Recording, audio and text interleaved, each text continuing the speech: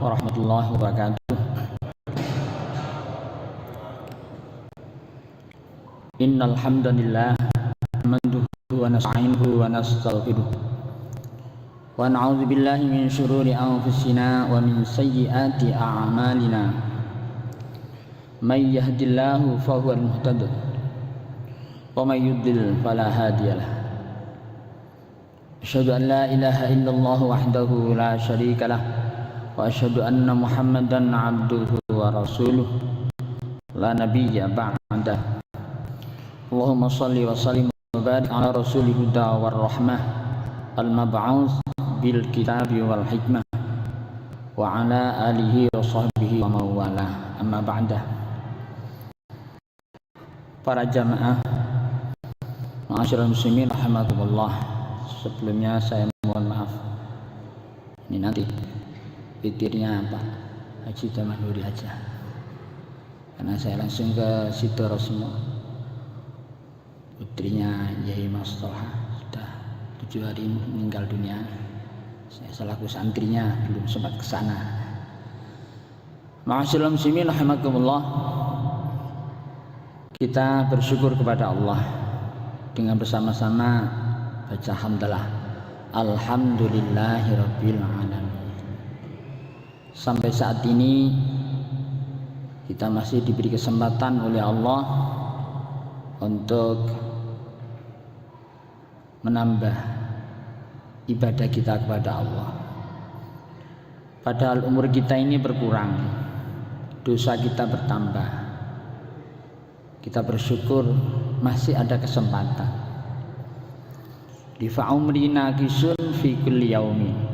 Umur kita ini berkurang, tapi fazambi zaidun kaifah timali. Bagaimana nanti kita menanggung? Padahal dosa kita ini terus bertambah. Fazambi zaidun, dosa kita terus bertambah. Mudah-mudahan kita diampuni oleh Allah Subhanahu wa taala. Putaran yang kedua ini, 10 putaran yang kedua, betul-betul Allah memberikan maghfirah kepada kita semuanya, amin. Tidak banyak yang perlu saya sampaikan terkait dengan tema yang sudah disampaikan. Barusan sore saya tadi melihat ada bahasa tema Islam sebagai rahmatan lil alamin. Merujuk dari tema itu, maka ayat yang berbunyi surah Al-Anbiya ayat 107 itu sudah dikenal oleh kita semuanya. A'udzubillahi minasyaitonirrajim. Wa ma arsalnaka illa rahmatan lil alamin. Tidaklah aku mengutus engkau Muhammad kecuali untuk rahmat bagi seluruh alam. Arsalnaka, tidaklah aku mengutus kau Muhammad. Jadi sasaran rujuknya ini Muhammad, Nabi Muhammad sallallahu alaihi wasallam. Tapi sering kita langsung mengambil istilah Islam sebagai rahmatan lil alamin. Ini ketika ditanya apakah Nabi Muhammad itu Islam? Apakah Nabi Muhammad itu identik dengan Islam? Apakah Islam itu identik dengan Nabi Muhammad? Ya tentu. Jadi kalau diri kita ini belum tentu identik dengan Islam.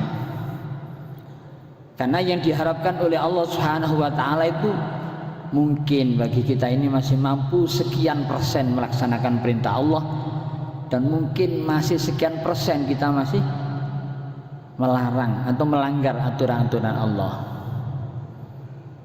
Belum mampu 100% seperti yang dicontohkan oleh Rasulullah sallallahu alaihi wasallam.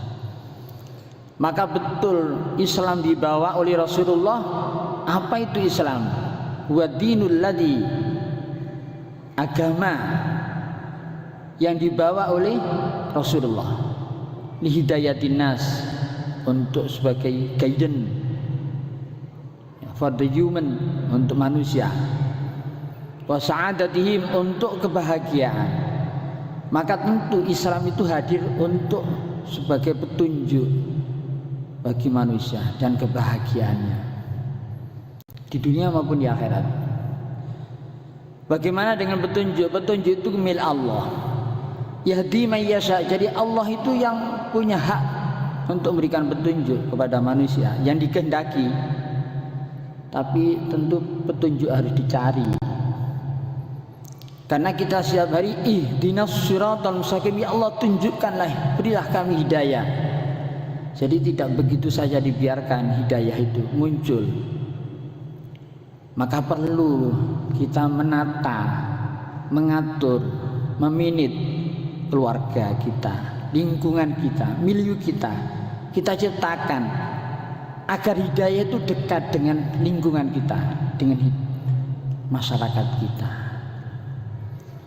Maka kita ciptakan sebuah masyarakat yang penuh dengan petunjuk dari Allah Subhanahu wa taala. Maka kita harus betul-betul memberikan contoh apa yang dicontohkan oleh Rasulullah sallallahu alaihi wasallam. Itu kita sebagai umat Islam ya diberi kesempatan oleh Allah Subhanahu wa taala untuk menata diri kita, meminit diri kita agar diri kita ini selamat di dunia dan akhirat. Maka kesempatan bagi kita pada bulan Ramadan ini bagaimana membuktikan bahwa Islam adalah rahmatan lil alamin. Bagaimana buktinya? Mana buktinya? Kalau Islam itu adalah rahmat bagi seluruh alam. Seluruh alam itu ya alam dunia, alam mana saja, alam jin, alam yang tidak tampak semua. Itu rahmat. Kita lihat historisnya, sejarahnya. Bagaimana Rasulullah ketika ditekan oleh masyarakat Quraisy di sebuah daerah Taif. Waktu itu Rasulullah sampai ditekan sehingga tidak bisa makan.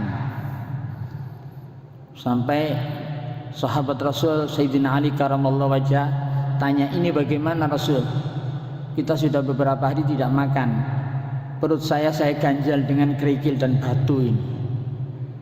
Ada 3 batu untuk menahan, karena batu itu kan dingin, untuk menahan perut.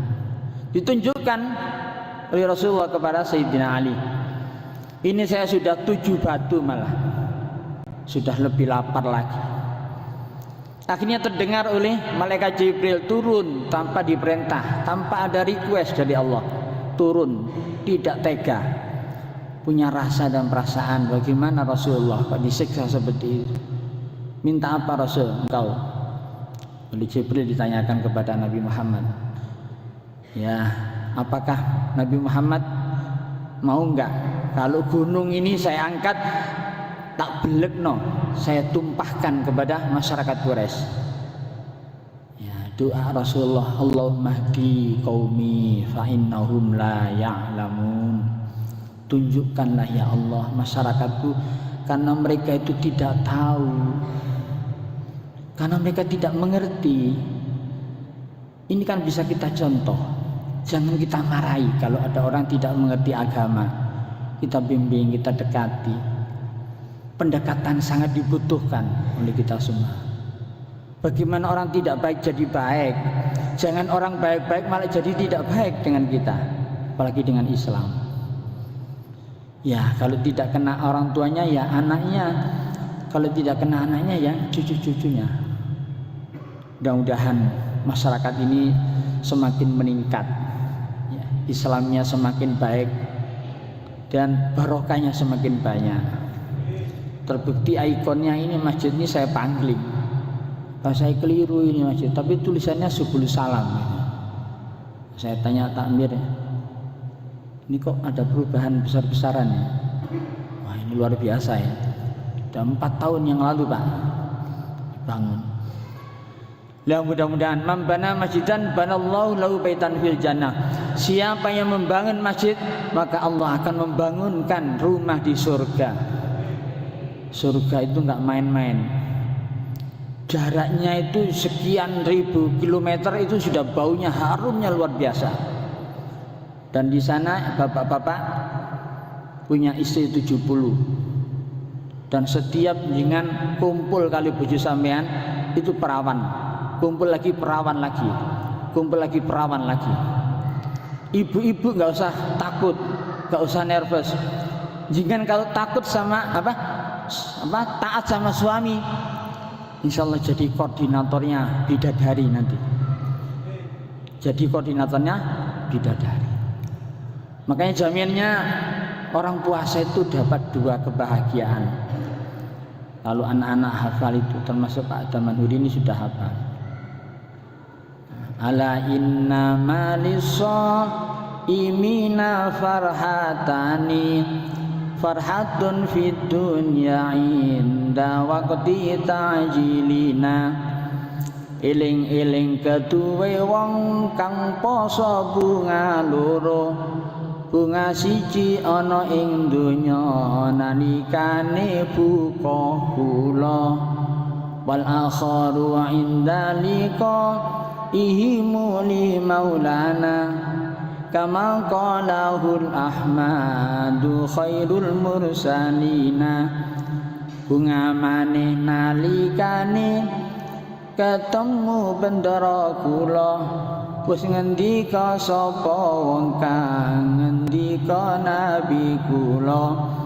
Lak ngoten nggih. Biasanya anak-anak pujian, nyanyian. Enggak apa-apa, itu keterampilan ini. Nggih. Nawaitu saumal ghadin min syahri ramadhana, imana wahtisaban li wajhi ilahina. Niat insun poso kula nutuka sedina meneh nekani wulan Ramadan ikilah tahun karena Allah. Nyanyian itu daripada nyanyian tidak jelas, tidak ngerti artinya kadang-kadang ya. Nyanyian yang mengingatkan untuk kita semuanya. Jadi itu penting sekali bagi kita. Maka jaminannya adalah orang puasa Ramadan adalah besok di surga Allah Subhanahu wa taala akan diberikan kenikmatan yang luar biasa. Di besok itu buah-buahan di surga itu dekat sekali dengan kita. Daunnya itu banyak sekali. Saking lebatnya agak kelihatan hijau-hijau sampai hitam-hitam sedikit. Rantingnya panjang sekali. Jadi begitu keterangannya di surah Al-Waqiah. Jangan lihat pisang itu sampai berjajar-jajar. Buahnya banyak sekali. Itu tinggal makan. Jadi tidak pernah kita lihat di surga di dunia ini. Surga itu tidak pernah kita lihat di dunia. Apalagi batin kita itu rasanya ya apa ya enak, tidak pernah. Itu tidak pernah terbayang. Maka Islam sebagai rahmatan lil alamin sudah terbukti. Andai kata itu malaikat Jibril langsung menjatuhkan gunung, masyarakat hancur semua sudah. Rasulullah dilempari batu seperti itu masih sabar, masih sabar. Jadi manfaatnya bagi kita umat semuanya. Jadi puasa itu betul-betul bisa kita lihat, impactnya bisa kita lihat, pengaruhnya bisa kita lihat. Bahwa puasa adalah tidak sekedar menahan lapar, haus dan dahaga serta kumpul dengan istri, tapi lebih dari itu. Banyak pengaruhnya terhadap masalah-masalah atau aspek-aspek yang ada di lingkungan kita ini. Termasuk menahan hawa nafsu, amarah, termasuk bisa menahan makanan. Nggak tahu kalau malam lebih banyak daripada siang. Ini ternyata persiapan puasa ini lebih banyak daripada di luar puasa. Tapi insya Allah yang kita makan hanya 2 kali, ketika kita berbuka dan sahur. Mudah-mudahan kula lan panjenengan semuanya ini ditakdirkan oleh Allah jadi orang selamat dunia dan akhirat, husnul khotimah. Amin. Sekian, mohon maaf. Mudah-mudahan ketemu ya lagi insya Allah, diberi panjang umur oleh Allah Subhanahu wa taala. Banyak saudara-saudara kita yang sudah meninggal dunia, sudah menghadap Allah Subhanahu wa taala. Kita masih diberi kesempatan oleh Allah Subhanahu wa taala. Kita berbanyak membaca Al-Qur'anul Karim, kita berbanyak sedekah, kita berbanyak ya amalan-amalan yang baik, sholat termasuk yang banyak. Insya Allah Allah akan menjadikan kita, tanda-tandanya adalah senang ibadah kepada Allah Subhanahu wa taala, dijadikan selamat di dunia wal akhirah. Ihdinas shiratal mustaqim. Assalamualaikum warahmatullahi wabarakatuh.